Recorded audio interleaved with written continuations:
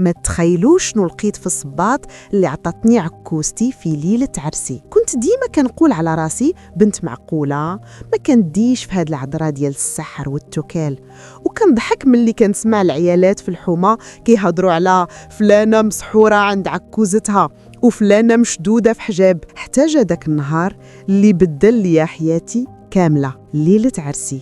ليلة العرس في تطوان. أنا سميتي سمية من تطوان، تربيت في الدار ديال ناس بسيطين، الوالد خدام في طونوبيل ديال كيران ويما خياطة في الدار. خطبني واحد الدري من طنجة سميتو ياسين، خدام في شركة ديال الملاحة وكيبان عليه راجل دواه قليل وقلبه كبير. من الأول عكوزتي ما جاتشنيش في خاطري، عينيها ديما مزرقين، كتشفرك بندرة وحدة، وفي الهضرة ديالها ديما كاينة شي لسعة خفيفة.